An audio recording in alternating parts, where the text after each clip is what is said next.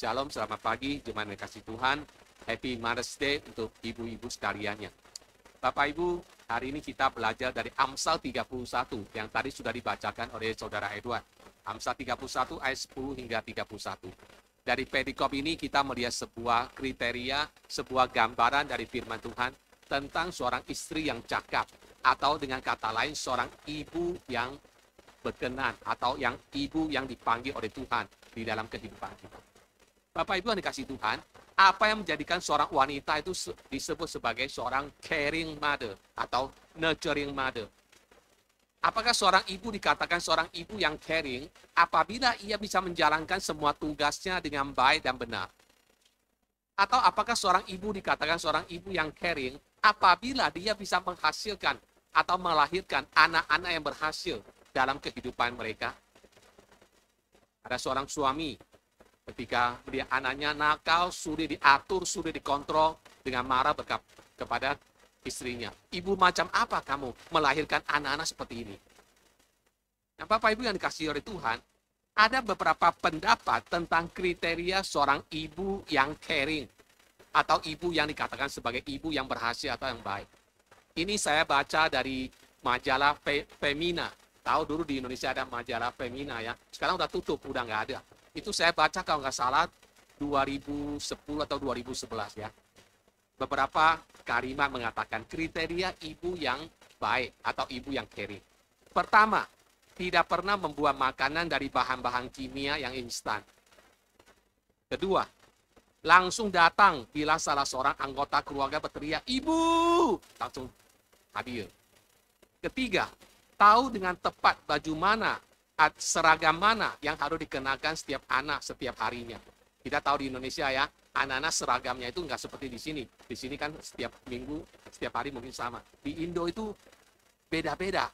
Hari-hari yang berbeda, seragamnya beda. Ibu yang baik, dia tahu seragam mana yang dikenakan oleh anak.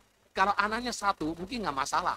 Tapi kalau anaknya 5, sekolahnya di tempat yang berbeda, seragamnya berbeda. Gimana aturnya? Seorang ibu yang baik mesti tahu seragam mana dikenakan oleh setiap anaknya.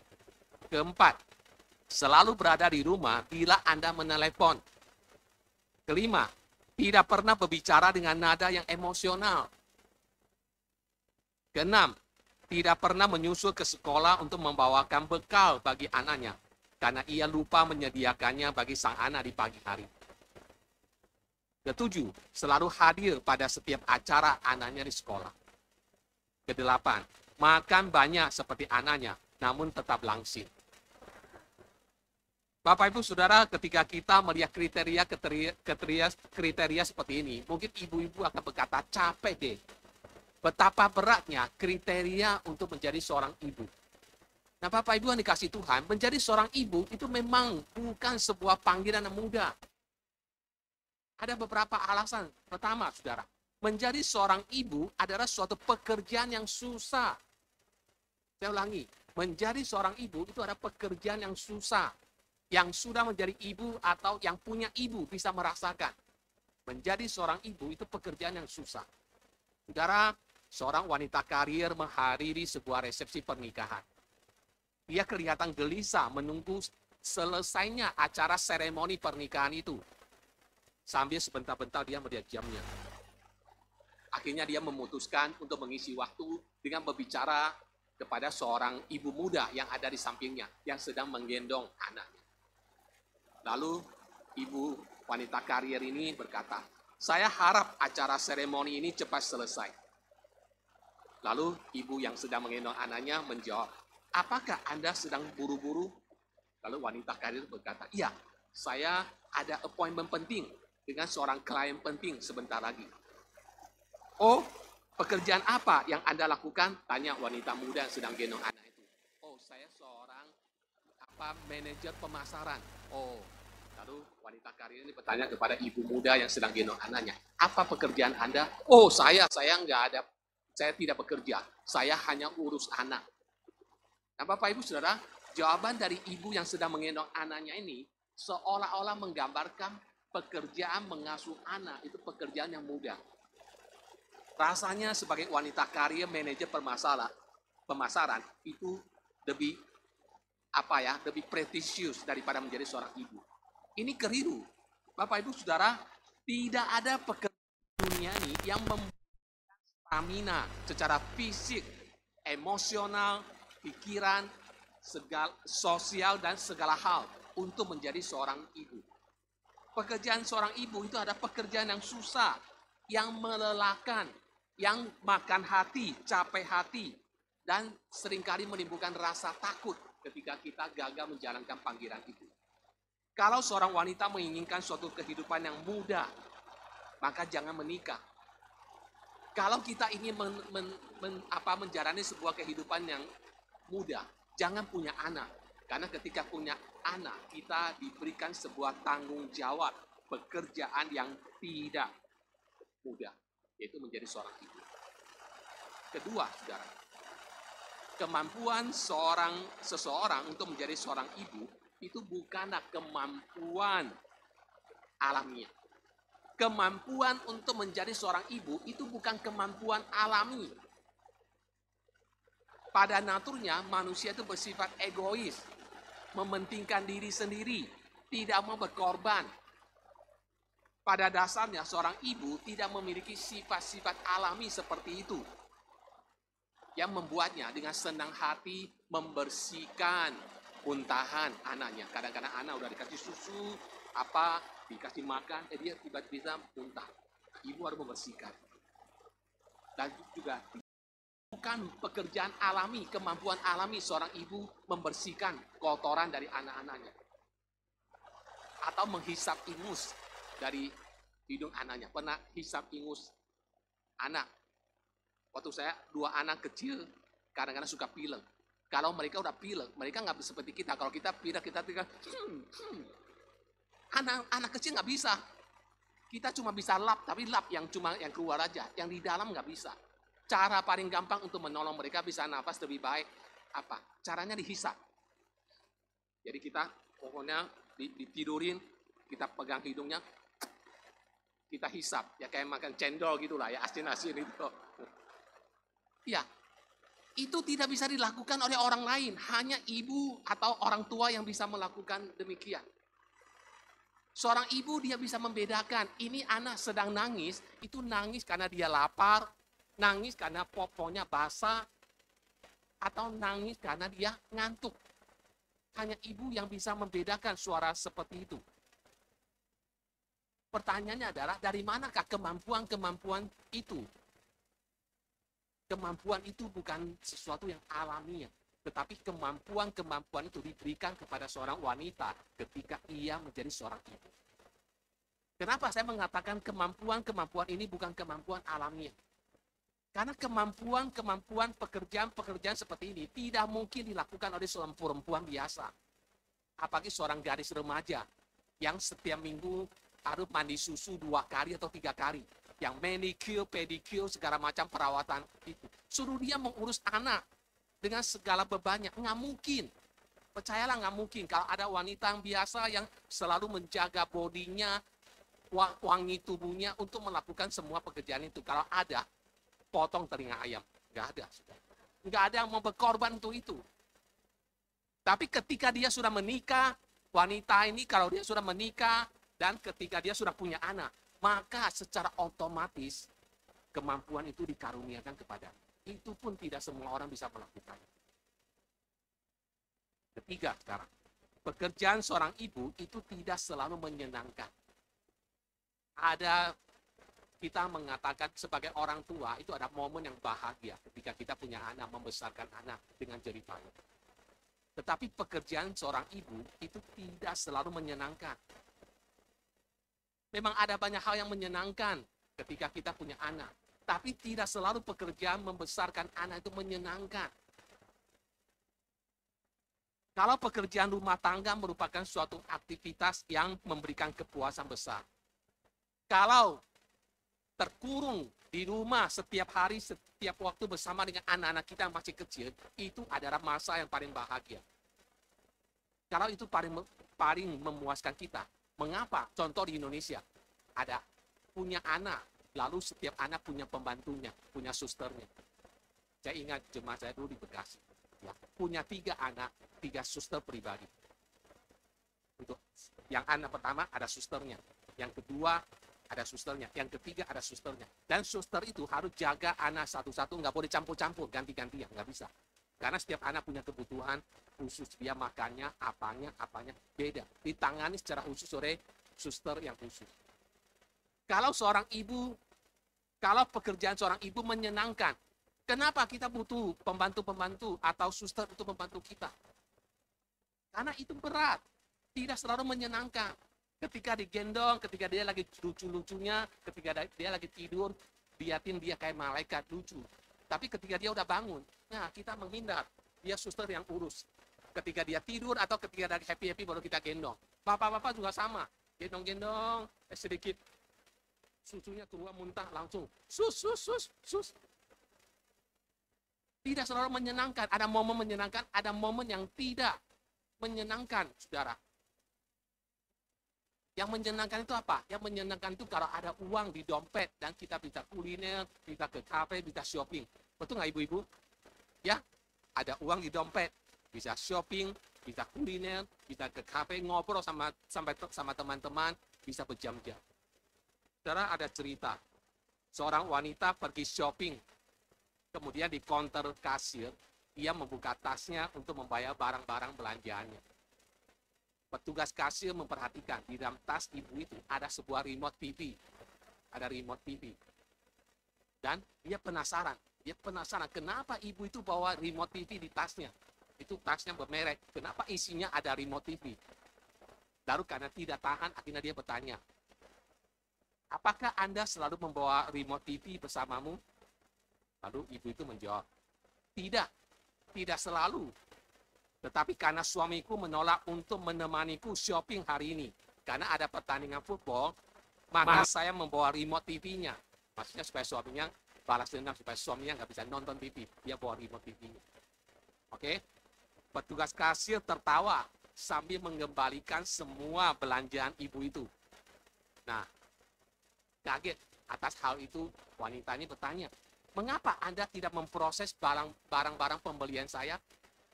Petugas kasir kemudian menjawab, suamimu telah memblokir kartu kreditmu. Oke? Wanita itu kemudian mengeluarkan kartu kredit suaminya dari dompetnya dan menggesek kartu tersebut di mesin. Ternyata ia tidak lupa membawa kartu kredit suaminya. Bukan hanya remote yang dia bawa, kartu kredit suaminya juga tidak ketinggalan, dia ambil juga. Oke? Setelah digesek, ada tulisan di mesin, di monitor itu. Tulisannya adalah, enter your PIN, send to your mobile phone. Oke? Wanita itu tersenyum dan mengeluarkan HP suaminya dari tas dan membaca serta memasukkan PIN yang diminta tersebut. Ternyata ia bukan hanya membawa remote suaminya. Dia tidak hanya membawa kartu ATM suaminya. Dia juga membawa HP suaminya. Oke, dia segera pulang dengan happy sambil menenteng barang belanjaannya. Sesampainya di rumah, ia mendapati mobil suaminya tidak ada. Dan ada sebuah catatan yang ditempel di depan pintu. Tidak bisa menemukan remote TV. Pergi keluar bersama anak-anak untuk menonton pertandingan Premier. Kami akan pulang tengah malam. Telepon HP saya apabila Anda membutuhkan sesuatu.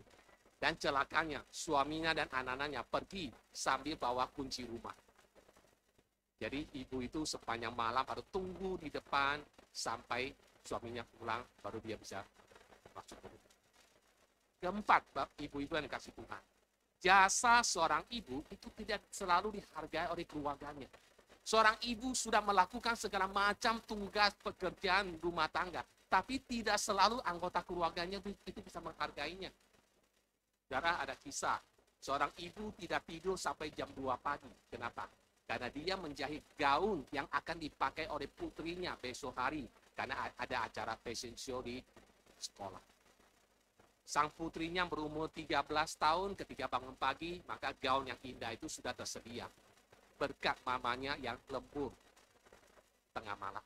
Sang mama cuma tidur 2 jam, karena pagi-pagi dia harus bangun untuk masak, untuk sarapan dari keluarganya.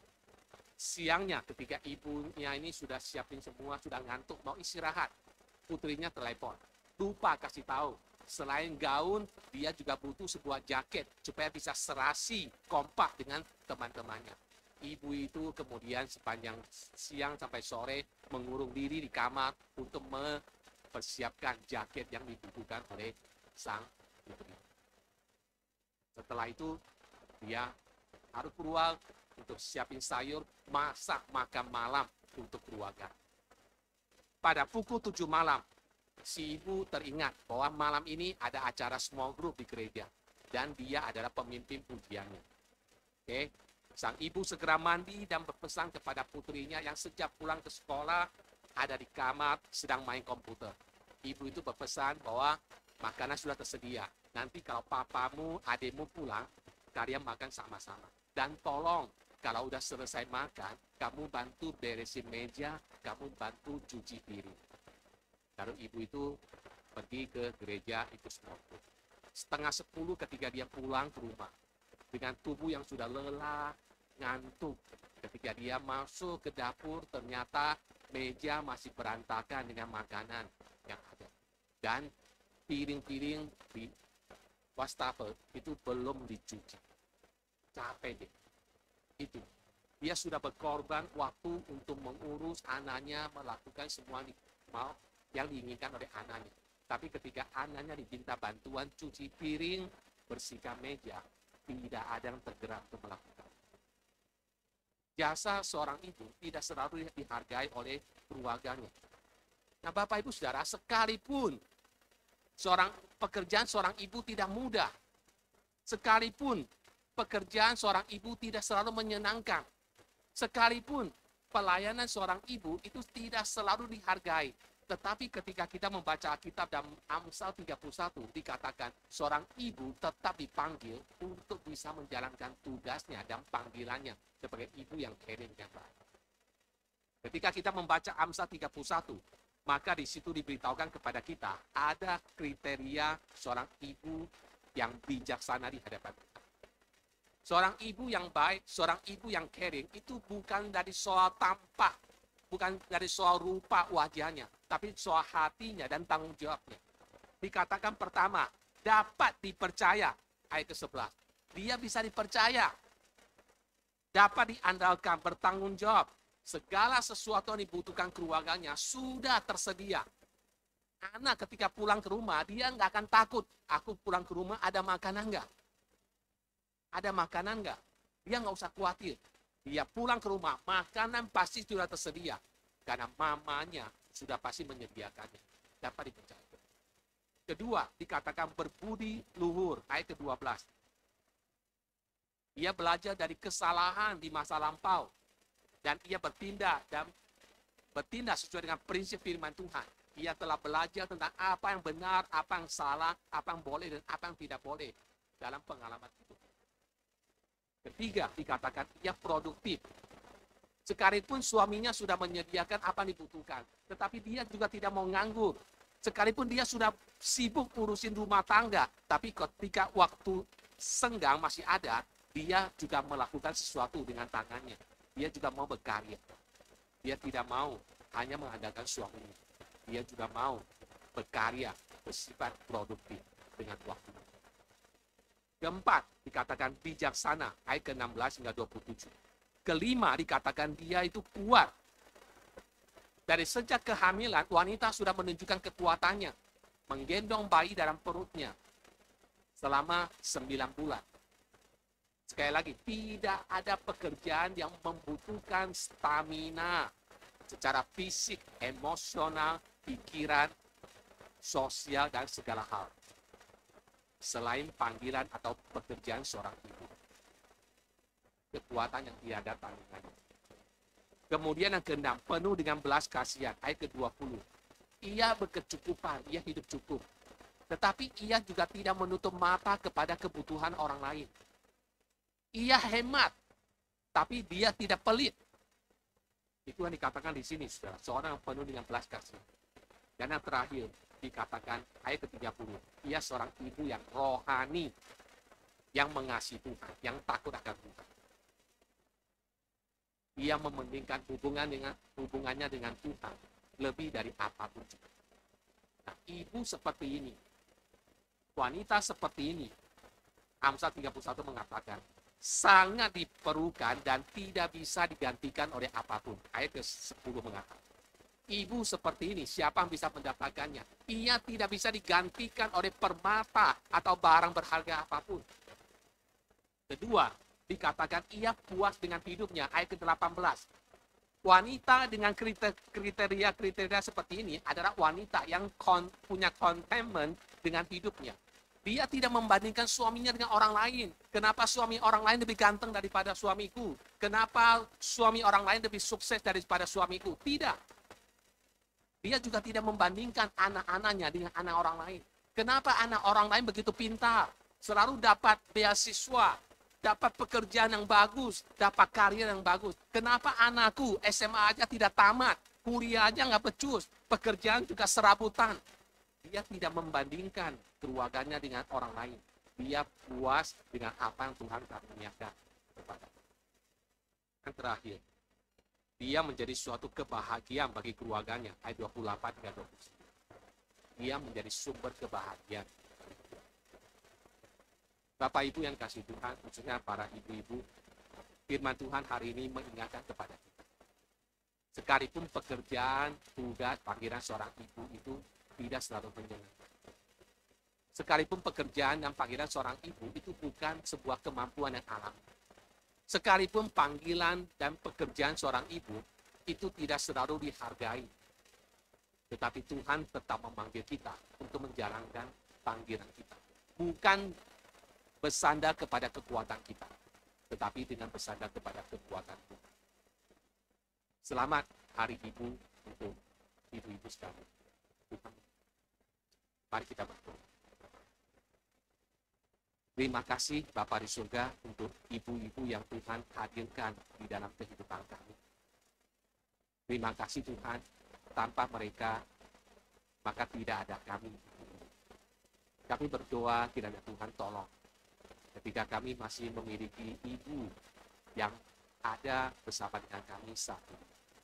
Tuhan tolong berikan mereka kasih karunia. Berikan mereka sukacita dari Tuhan selalu. Berikan mereka kesehatan yang baik. Berikan mereka stamina yang baik. Dan tolong Tuhan pakai kami.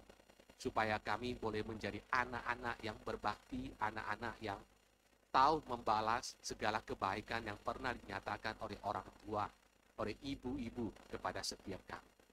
Tuhan tolong untuk para ibu-ibu yang masih terus bergumul dengan menjalankan panggilannya, pekerjaannya, mengasuh, merawat, mendampingi anak-anak.